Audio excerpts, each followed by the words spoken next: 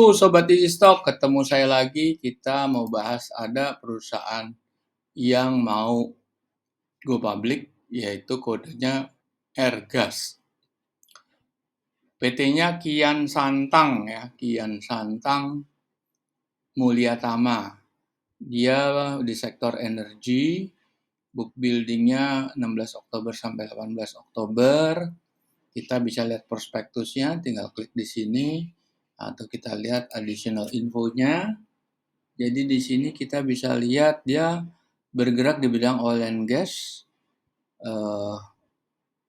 services dan penyedia equipment.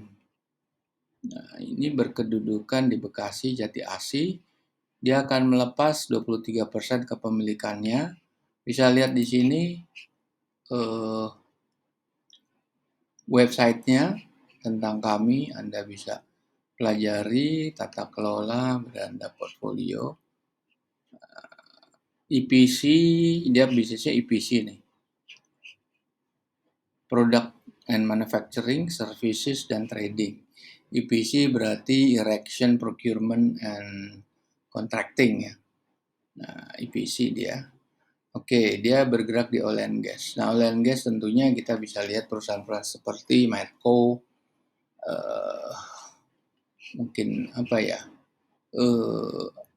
El Nusa, dan lain sebagainya. Nah, kita akan bongkar prospektusnya. Kita akan melihat di sini nilai IPO-nya anggap kita 120 atau 125, 120 lah.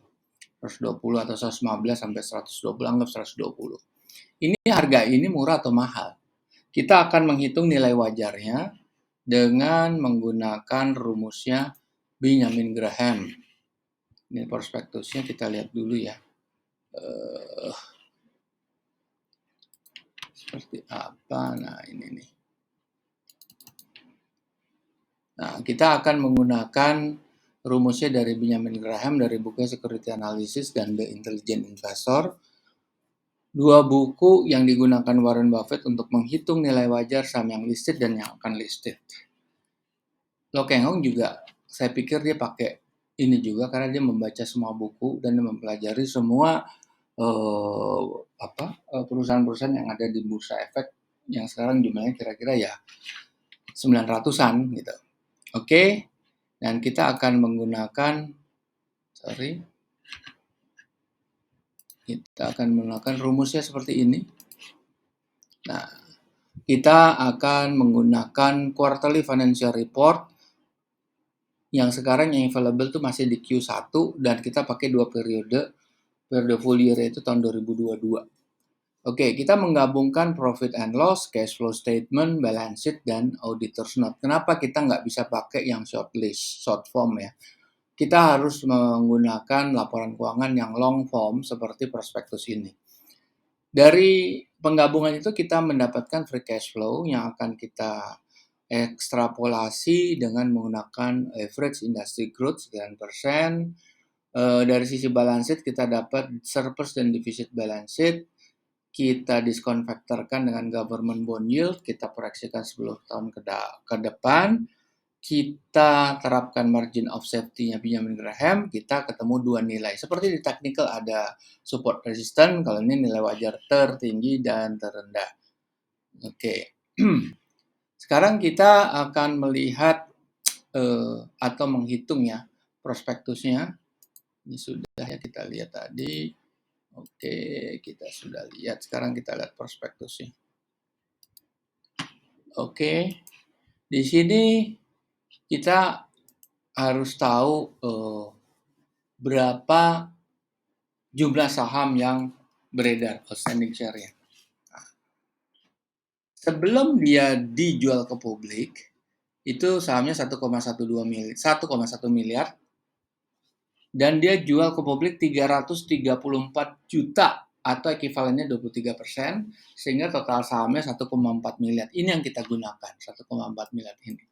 Terus kita melihat laporan keuangan yang diaudit. Nah, yang diaudit ini kita lihat dari pertamanya balance sheet.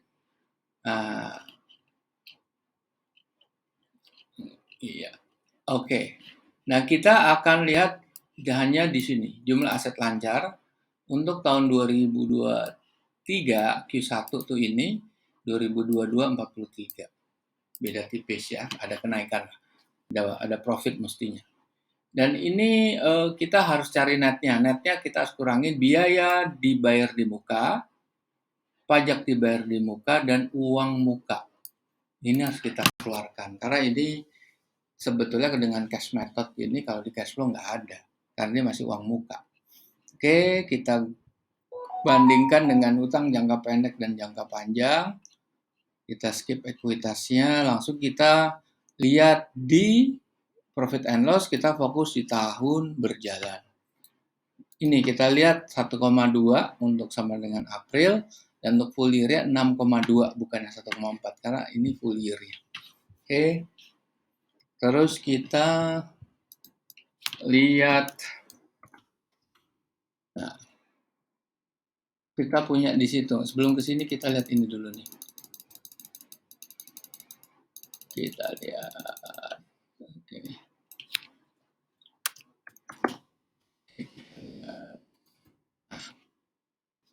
Penambahan aktiva tetap ini katanya belanja modal ya. 3,6. Oke, terus kita lihat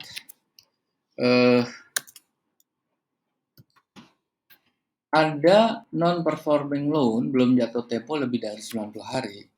Ini kalau penghitungan konservatif kita harus kurangin net current asset-nya. Kemudian kita lihat aktiva tetap ini, tapi ada aset dalam penyelesaian, jadi sekitar 4 ya. Sekitar 4, tapi kita bisa pakai yang ada di sana. Ini 2189. Oke. Terus kemudian penyusutannya 126. Oke, sekarang kita mau lihat lagi breakdown daripada cash flow. Nah, ini cadangan penurunan nilai piutang. Ini kan minus harus kita pluskan. Penghapusan piutang juga untuk 2022 harus kita pluskan. Penyusutan betul sama ya, penyusutan sama. Pengembalian pajak KSO ini kan minus harus kita pluskan. Nah, kita lihat tadi 286. Nah, 286. Oke. Nah, sekarang kita sebetulnya sudah ada aplikasinya.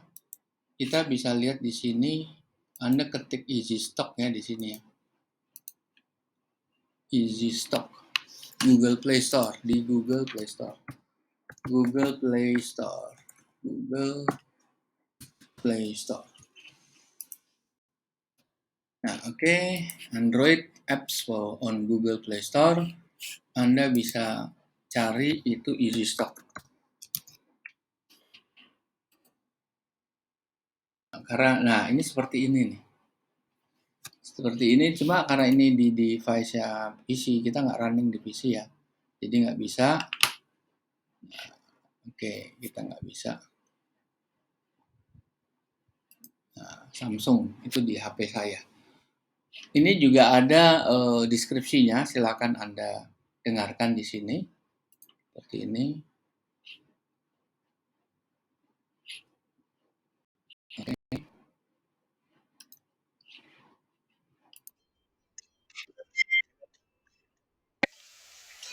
Dengar sendiri. Oke, kita akan running gimana cara ngitungnya. Ini kita kalau kita masukkan ke dalam apa? Ke dalam Excel akan seperti ini. Nah, ini tadi kita pakai yang ini bisa kalau mau lebih konservatif hitungannya. Hitungan lebih konservatif. Kita pakai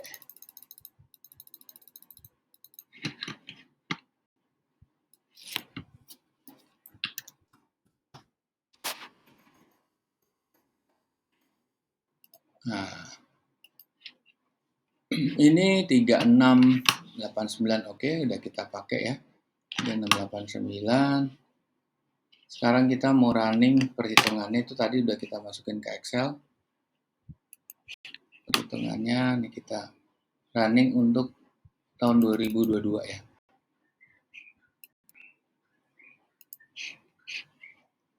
Oke. Nah, kita akan buka seperti ini. Sorry, kita nggak pakai ini dulu. Kita pakai yang lebih awal dulu. Sorry. Ini kita quit dulu ya. Kita cari yang pertama dulu, baru oke yang 2022, yang Q1 2023.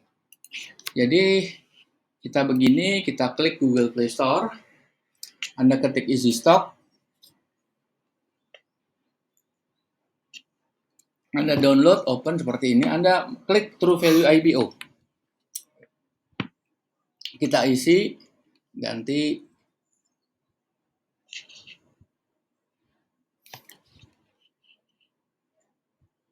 Kian Santang, oke, energi, produknya apa?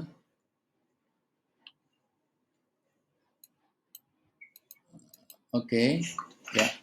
Kita isi semuanya, revenue growth, kita pasang aja 2,5% lah, itu juga sudah optimis, 2,5%. Terus government bond, sorry ini 2,5%. Government bondnya 70557, ya ini mungkin yang up to date, beda-beda sedikit ya, bisa beda tipis. Belanja modal berapa? Sekian.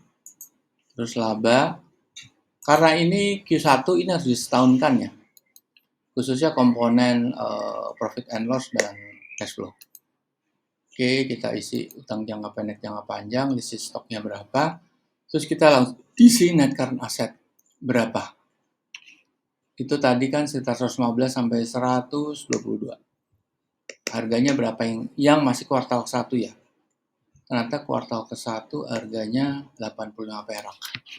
Ya, kuartal ke-1 mungkin belum bisa mewakili semuanya, tapi kuartal kedua mungkin kuartal yang full year-nya itu coba kita hitung ya, full year-nya seperti apa.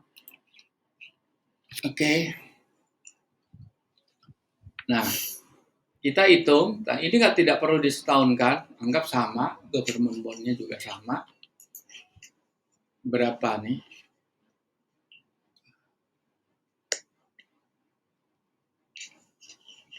Belanja modalnya berapa? Ini udah penggabungan ya, OPEX dan depreciation masuk situ, termasuk amortisasi. Masuk di situ, dia minus. Kita isi laba bersihnya, kita isi utang jangka pendek, jangka panjangnya, kita isi jumlah saham yang beredar, kita masuk net current asset. Berapa perhitungannya?